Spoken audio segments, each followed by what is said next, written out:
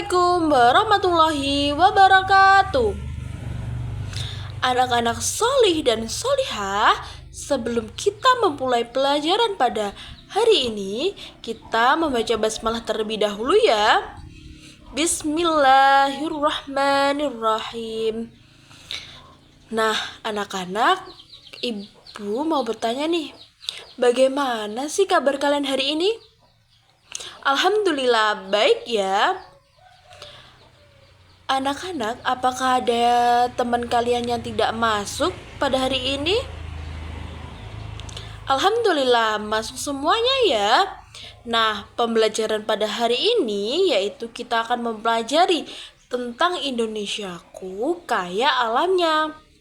Ibu akan menyampaikan tujuan pembelajaran pada hari ini. Yang pertama, peserta didik mengidentifikasi kekayaan alam di wilayah Indonesia.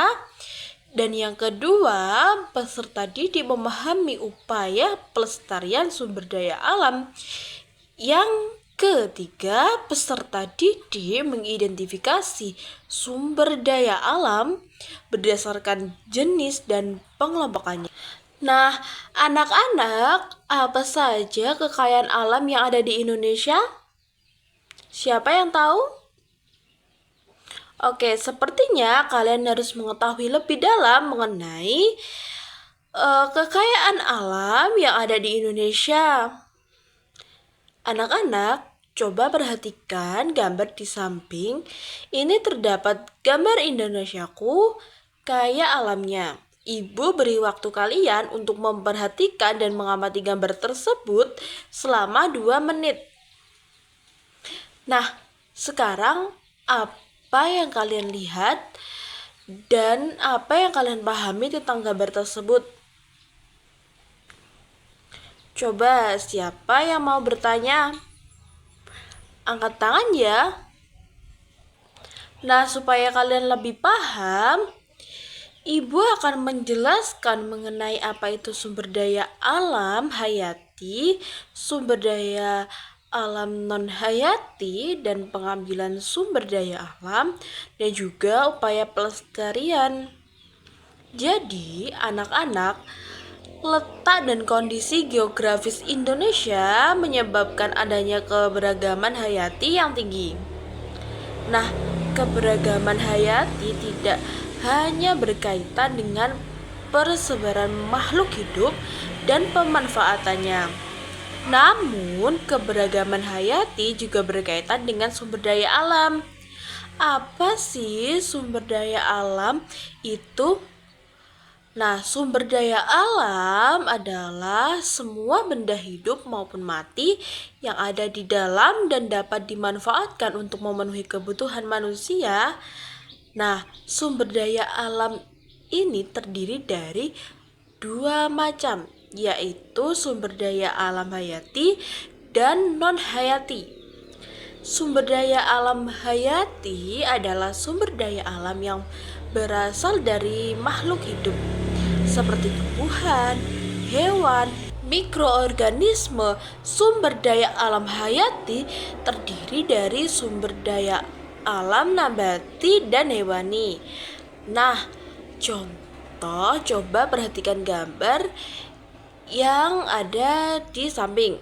Nah, contoh sumber daya alam nabati ada padi, buah-buahan, sayur-sayuran, kayu, rempah-rempahan, teh, kelapa, karet, dan juga tepung. Kalau contoh sumber daya alam hewani ada sapi, kambing, ayam, ikan, udang, lebah, burung, madu, dan wol. Nah, selanjutnya sumber daya alam non-hayati adalah segala sesuatu yang berasal dari alam dan berasal dari komponen abiotik. Nah, ini terdiri dari sumber daya alam terbarukan dan tidak terbarukan. Contohnya, sumber daya alam tidak terbarukan ada minyak bumi, gas alam, tembaga, besi, batu bara, dan intan. Kalau untuk sumber daya alam terbarukan ada hutan, laut, sungai, gunung. Selanjutnya ada pengembalian sumber daya alam. Nah, pengembalian sumber daya alam secara terus-menerus dalam waktu yang sering dapat menyebabkan kerusakan lingkungan, dan ada beberapa dampak dari adanya eksploitasi sumber daya alam tersebut, yaitu sebagai berikut. Perhatikan pada gambar berikut ini. Nah, banyak hutan yang digundul.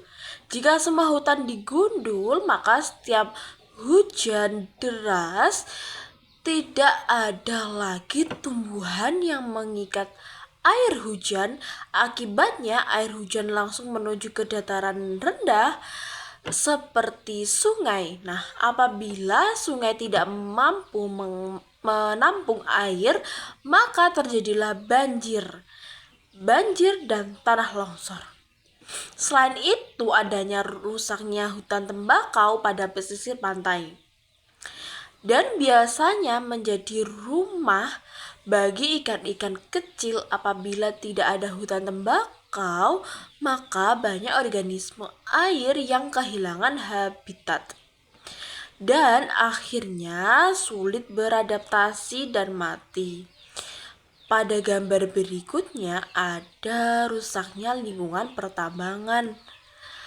Pertambangan lahan yang digunakan sebagai wilayah pertambangan menjadi rusak akibat penggarukan alat-alat besar. Selain itu, hasil tambang juga bersifat panas sehingga lingkungan tersebut menjadi kering, gersang. Yang terakhir itu ada pun tercemarnya populasi hewan dan tumbuhan. Adanya perburuan liar juga itu menyebabkan penurunan populasi hewan dan tumbuhan. Akibatnya lingkungan tersebut menjadi menurun kualitasnya dan rusaknya alam. Nah, anak-anak, Ibu harap kalian semua tetap menjaga kelestarian lingkungan dan kekayaan alam di Indonesia. Dengan upaya pelestarian daya alam, kalian bisa melakukan reboisasi dan penghijauan kembali pada hutan-hutan yang gundul. Yang kedua, melakukan tebang pilih untuk pohon yang sudah tua yang disertai dengan penanaman kembali jenis tumbuhan yang ditebang tersebut. Yang ketiga, membuat undang-undang yang lebih ketat untuk memburu dan penebangan liar. Yang keempat, keanekaragaman bahan pangan untuk menghindari pengambilan satu jenis bahan makanan. Yang terakhir, mencari sumber daya alam alternatif pengganti sumber daya alam tak dapat diperbarui. Nah, anak-anak, Ibu minta kalian sudah besar kan? Kalian memiliki jiwa-jiwa alam yang dimana kalian menjaga alam menjadi alami yang lebih indah. Nah, selanjutnya Ibu minta kalian membentuk 4 kelompok. Nah, Ibu akan membagikan lembar kerja kelompok kepada masing-masing kelompok. Nah, coba perhatikan di lembar tersebut. Nah, pada lembar tersebut terdapat soal-soal yang dimana kalian harus mendiskusikan bersama kelompok kalian. Nah, kalian diminta untuk mengidentifikasi kekayaan alam di wilayah Indonesia ataupun di daerah kalian.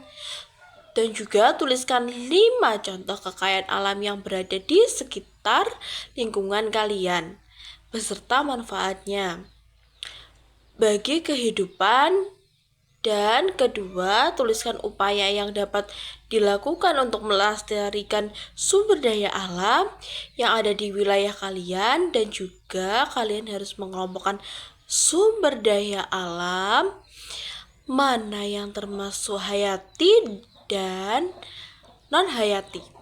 Yang keempat, kalian harus menyimpulkan dari hasil hasil diskusi kelompok kalian mengenai kekayaan alam Indonesia dan pentingnya pelestarian sumber daya alam.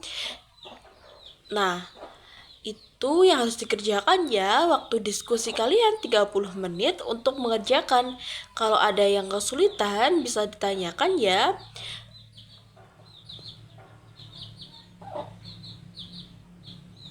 Bagaimana, sudah selesai untuk setiap kelompok? Nah, kalau sudah selesai untuk setiap kelompok akan maju ke depan untuk mempresentasikan hasil dari diskusi kalian. Bagaimana? Silakan maju. Bagaimana? Apakah ada pendapat dari teman-teman yang lainnya, kelompok yang lainnya? Baik, kita lanjut ke kelompok berikutnya. Anak-anak, kalian sudah mengerjakan dengan baik dan benar. Ibu harap kalian bisa memahami materi pada hari ini dan selanjutnya kalian bisa melestarikan lingkungan dengan memulai membuang sampah pada tempatnya dan menanam tanaman kembali. Nah, untuk hasil diskusi atau kerja kelompok kalian tadi, Ibu akan menilainya. Terima kasih ya sudah semangat mengerjakan tugas kelompok pada hari ini. Nah, Ibu rasa untuk materi hari ini cukup untuk membantu kalian memahami mengenai sumber daya alam. Pertemuan selanjutnya kita akan mempelajari dan membahas mengenai tentang daerahku, kebangsaanku. Nah, anak-anak, selanjutnya Ibu mau bilang nih ke kalian, Indonesia itu harus dijaga dari sekarang. Jika kalian besar nanti, kalian akan menikmati alam Indonesia yang indah dan penuh dengan kekayaan. Maka kalian harus menjaganya mulai dari sekarang. Dan Ibu rasa kalian bisa. Cukup itu saja ya.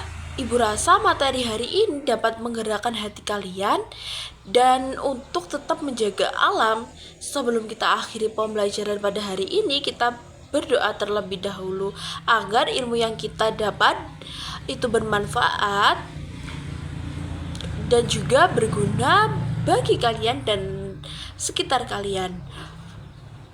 Alhamdulillahirabbil alamin. Ibu berterima kasih ya kepada kalian. Wassalamualaikum warahmatullahi wabarakatuh.